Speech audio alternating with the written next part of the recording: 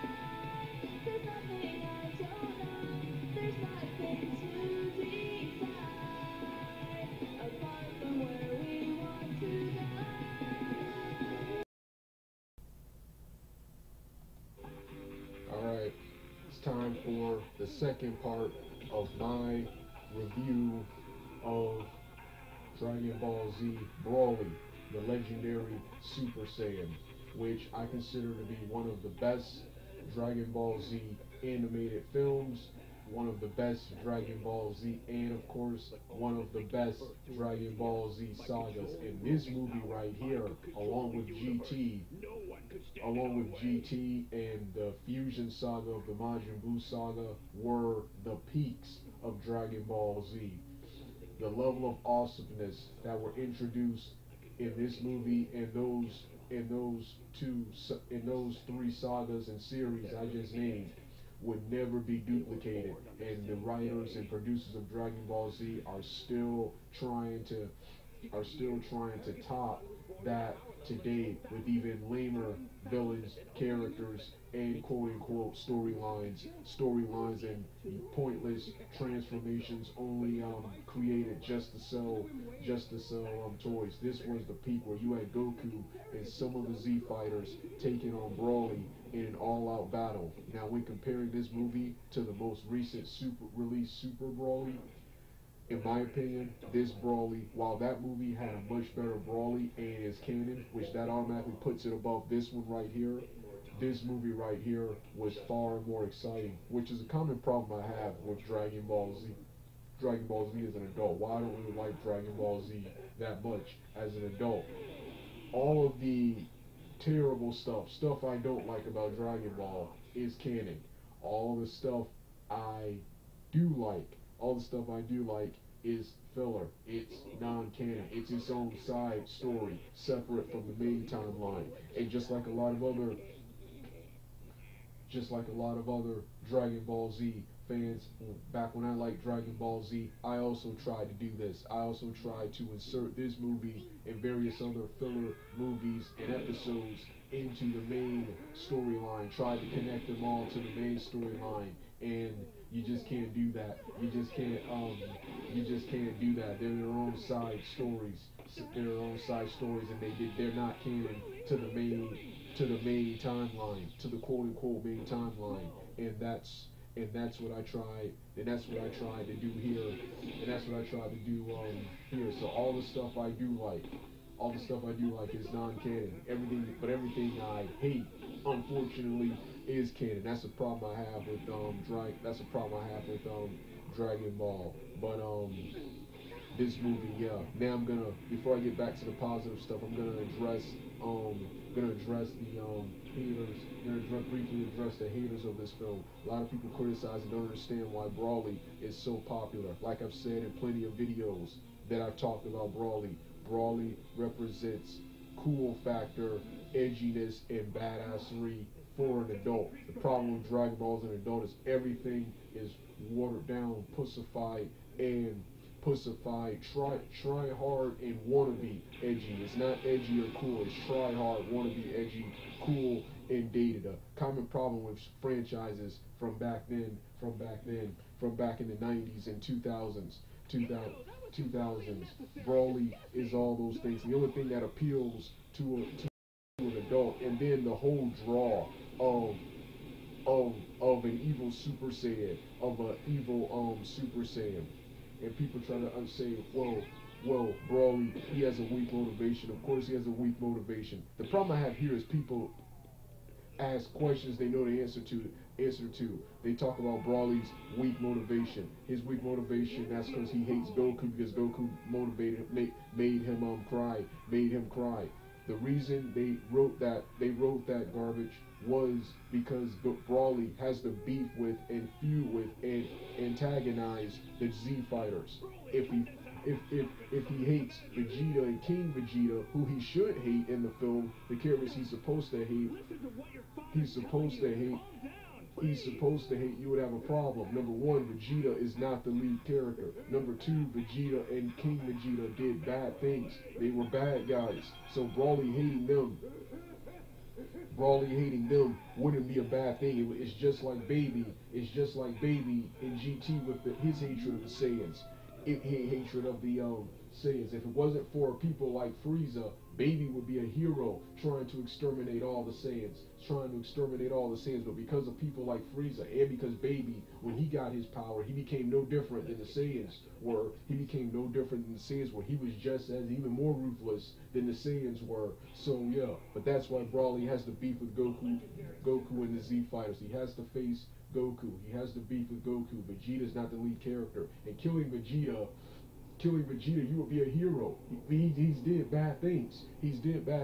One of the main reasons Vegeta has no business. I guess I can understand him being a good guy, but has no business being a full-time Z fighter. Z Fighter. So that's why Broly.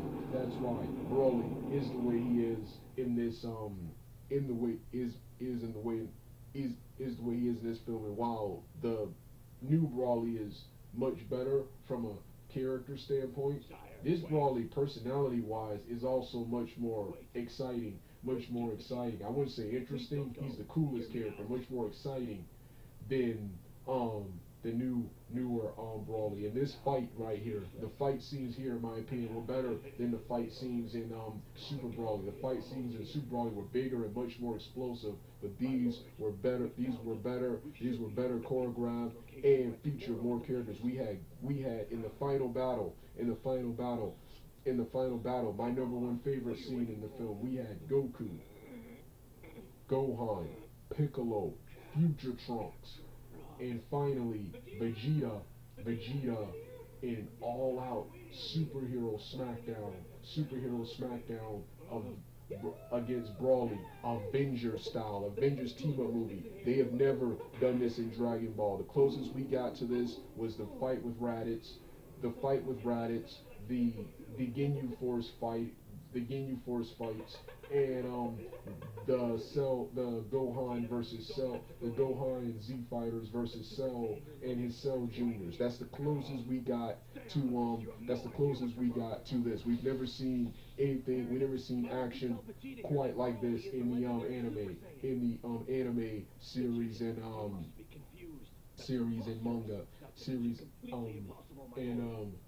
manga. Other things I like. I like the days when it was Frieza and Vegeta. I mean, when it was Frieza and Broly, Vegeta feared. I like how Vegeta.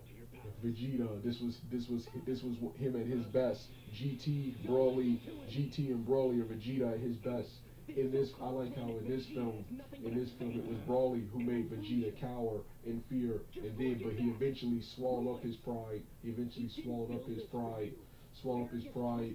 Regained his courage, and confronted Broly only to get brutally massacred. Then was the last one to give his energy, so Goku could finally finish off Broly for the ultimate One Punch Man punch. This was the greatest movie. I like all versions. The English dub, both versions. The original in-house dub, which features licensed music. I don't remember the licensed music, but it features licensed rock and roll music. Then you have the updated remastered Funimation version, which has the Japanese soundtrack in the Japanese version, which both this and the Funimation remaster, they have the signature opening Het Chala song. They also in the outro they have this song, I think it's called Burning Fight, something like that. Burning Fight, and it goes something like this. Listen up, Counselor says, say, hey, listen up, and it's awesome. I like every version. Of this. I've never seen the Blue Water dub, which will be the Ocean Dub's version of this movie. But I like every version of this quote unquote movie. So this was Broly, the legendary Super Saiyan. My favorite scene are the entire final battle with Broly, followed by every other scene. There was lots of action, adventure, comedy, even characters I can't stand like Krillin and Roshi and them were awesome here. Krillin, he wasn't used much here like he is in the series. One thing I couldn't stand was Krillin was always despite being one of the more useless characters, was always on the front line. Was always the main character. Was always one of the main characters. Was always important. Here he isn't. He's here in a major supporting role. As is Roshi, and Roshi, who was mostly comedy relief. His broccoli moment where he called Broly broccoli and powered up and had the giant muscles to which Broly was actually actually looking at him, but got distracted by the Saiyans, and then Saiyans. Then I like how characters like then the Goku and Chi Chi's trying to sign Gohan up for school. That was also hilarious. Then later, then I like how Bulma, one of the more useless and overrated characters in the franchise, wasn't here much, wasn't featured much in this film. She was featured in the beginning and never featured again. Thank God. Thank God. Only the problems I had with this film was, well, this is not much of a problem because it's not canon.